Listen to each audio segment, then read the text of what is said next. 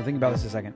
Every single thing in your life thus far, everything you have or everything you don't have, everything around you, your life, is a result of your thoughts.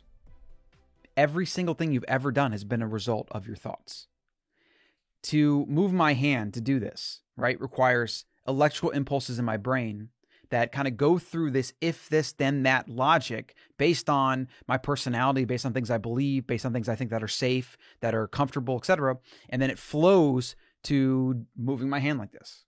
It's actually very fascinating when you break it down like that at the very bit by bit, step by step process that, I mean, it happens so fast that we just think it's natural, right? I'm not really actually consciously thinking about this, but I'm definitely thinking about this. I couldn't be doing this without my brain directing it. I couldn't be talking without my brain directing it. Everything in your life is a result of this process. So the thing that really matters here, and the thing that you can use to your advantage, and the thing that you can audit, that you should audit in your life, is how do you change the if this, then that logic in your head? These are the beliefs you have. These are the stories you have. These are the experiences you've had that have shaped you to do, say, think, and feel certain things over others. If you want something different, though, and most of us do, most of us want more, or we want to improve, or we want to maybe eliminate some of the stressful things in our life, every single thing that we want to do in our life is going to be a result of how we think. So let's break it down to the first principles. If everything in your life is a result of your thoughts, you should direct a bunch of energy to working on how to think better, how to remove negative thoughts. Yet you don't hear or see many people talking about this or trying to do this. In fact, what you see a lot of is you see this side and you see that side. Go on any comment section on the internet and you see a bunch of people on each side yelling at each other, trying to convince the other person and really just trying to feel better about why they think things are and why they think this thing they think should be the thing it is. And it's just a bunch of confirmation bias going back and forth. They've done research that even shows when you provide facts to somebody that thinks different than you and you provide facts to try to change their mind, they end up believing the thing they believe more so, even when you give them facts. The human mind just can't really change its mind. And there's a lot of mechanisms in place to prevent it from doing so. But if you're here, you obviously want to do something exceptional in life. You know, this isn't a morality thing. Like, it's not going to be fair. Some people are going to live average lives of quiet desperation, as Thoreau said. Some people are going to have exceptional results. Some people might have exceptional results in one area and be miserable in the other. I'm more interested in living a rounded, fulfilled life. Family, purpose, health, money. Money matters, yeah. I want to have all that. I don't need to have extreme in any one area. I don't need to have billions, right? And I won't probably at this point in my life unless like there's some AI advancement and I get like really lucky on something. Who knows? Like, you never know. But it's unlikely I will become a billionaire or you will. And the average person doesn't need to even worry about that. The average person just needs to have enough money to kind of live the lifestyle they want and do the things without stress that can obviously come with money, like whether that's family or spending time how you want, doing work you want, etc. So you don't actually really need a lot of money for that. And I identified that a long time ago. So I always do things for my time and what I want out of life first, and then I do it for money second. If you want to be exceptional and you want to maybe get rid of some of the things in your life that are the negatives, you want to optimize more from the things that you want to do more of and that you enjoy, and you want to give yourself freedom of time and opportunity and things that you want to do, then you have to get down to how you think. Everything is based on your thoughts. Everything. I can't go into all the different ways to do that today because it's a huge topic. But I can give you one thing that you can stop doing.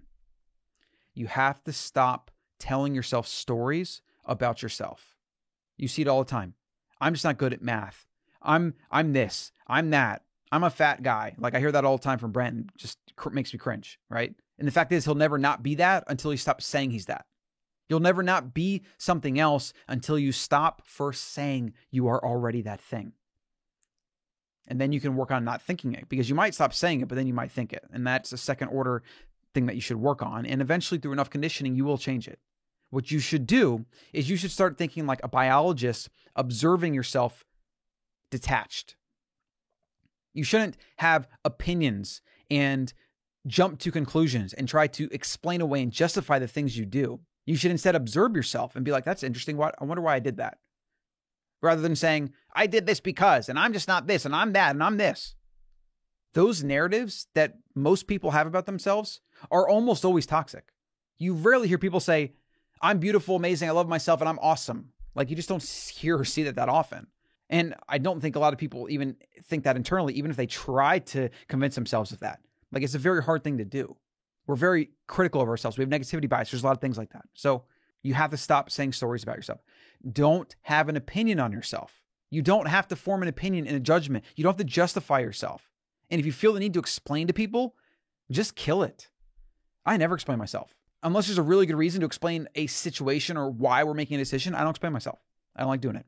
I think it's a disservice to people. I think sometimes it's good to have a discussion and try to get people to understand what you're talking about or whatever.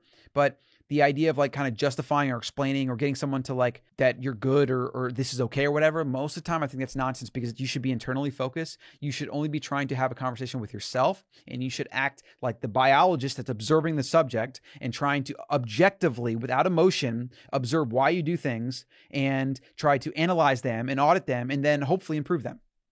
So that's the one thing that you can do today to get better about how you think, about maybe changing that if this, then that logic that's built into your psyche, right? And this stuff takes sometimes years to develop and change. A lot of these things that are built into us are from trauma, are from, just bad habits we've been repeating for years on end, from our fears, from our insecurities. It's really hard to get in touch with that and open up that box, right? Most of the time we just lock that box. We don't even want to go there. It's very hard to open that up and then start prodding and poking and testing. It's very hard. It's extremely hard. But the more you can detach from shame and guilt and fear and all those kind of really bad emotions that have been built into us in a modern world, because society says so, because our teachers told us so, because mentors might have told us so, because the media tells us so, the government tells us so. You have to learn most of that. I feel like most of my adult years have been learning that it's okay to be myself, and that most of the crap I was taught over my entire life was BS. And I'm completely fine with that. I don't have shame. I don't have regret. I don't blame anybody. It's not for me.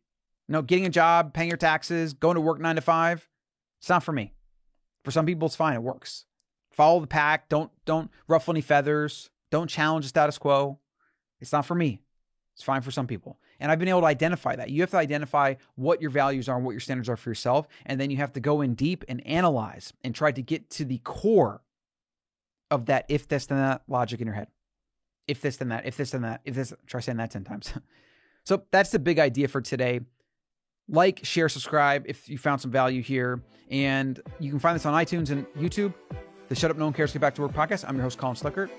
I'll see you in the next one. Hey guys, before you leave, Colin here. I want you to go over to Colin.coach and get the Friday AM5 newsletter. You can get all the shows that I do every week, as well as some other content related to health and wellness and just big ideas that are going to stand the test of time. So go to Colin.coach, hop on that newsletter and get every Friday, and I hope you enjoy it.